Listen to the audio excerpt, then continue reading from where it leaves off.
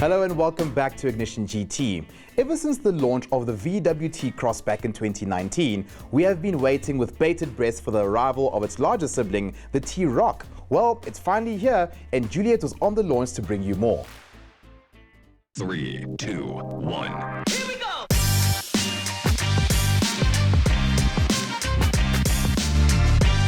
Does it not feel like 100 years that we've been waiting for the T-Roc to arrive? I think at one point we thought it wasn't going to arrive at all. But I'm happy to say that it is finally here, in the metal. I'm not even fibbing. It's absolutely here. This is it, the new T-Roc. This is now the 5th model to join the brand's SUV range. You might recall last year's launch of the T-Cross. Add a few more T's like the Tiguan, Tiguan Allspace and Touareg, and you've got the lineup.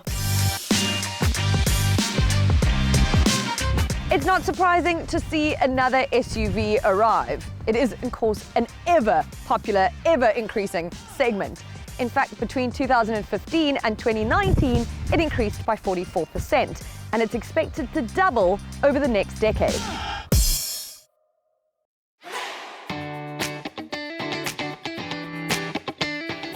The T-Roc slots in ever so neatly between the T-Cross and the Tiguan. It is 80 millimeters longer than the T-Cross and 162 millimeters shorter than the Tiguan. What might be a tad confusing is that all three of these cars would be considered compact SUVs. So where on earth do they really fit in? Well, it might help to look at it like this. The T-Cross is more the Polo size, whereas the T-Roc is more the Golf size. Where the T-Cross will rival the Hyundai Venue, Honda WR-V and Ford EcoSport, for example, the T-Roc will be taking on the Mazda CX-3, Renault Captur, Kia Seltos and Hyundai Creta, and maybe even the likes of the more premium models, such as the Audi Q2 and the BMW X2.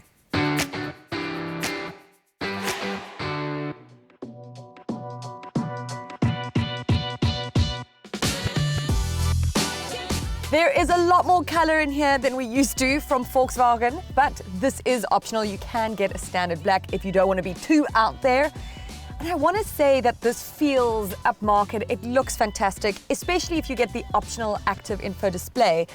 But unfortunately, it is let down by these plastics, which make it look a little bit cheaper than I would like it to be. It boasts this 8-inch color touchscreen infotainment system. It's got Apple CarPlay, Android Auto, it's got VW's App Connect, a lot of connectivity within this car, and it's intuitive and easy to use. Volkswagen and in fact Audi just get it so right with touchscreens, even if you aren't a fan like me.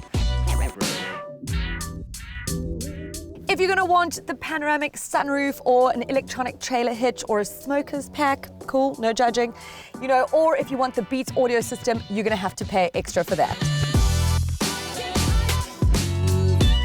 So it's rather compact back here. I'm not exactly very tall and the headroom is really tiny. And as you can see, legroom is not particularly ample. I think this will be fine for 2 adults at a push, possibly more just for children. Sometimes you're going to have to compromise space and practicality for style, but the boot is competitive. This 1.4 litre has 400 litres of boot space.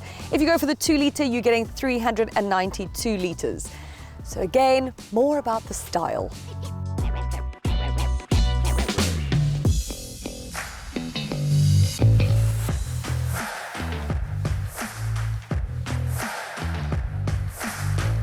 You've got 2 engines on offer. You've got a 1.4 litre 4-cylinder turbocharged engine.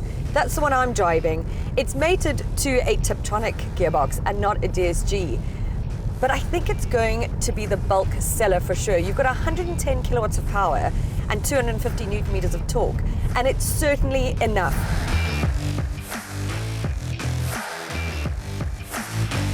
And because the 2 litre comes in almost just too close to Tiguan prices, sure, you're getting 140 kilowatts and 320 newton meters, but I think that this offers enough. You also get a lower fuel consumption, which is claimed at 6.9 litres per 100 Ks. But I have just been so impressed with this drive that I would happily take this as the option for me.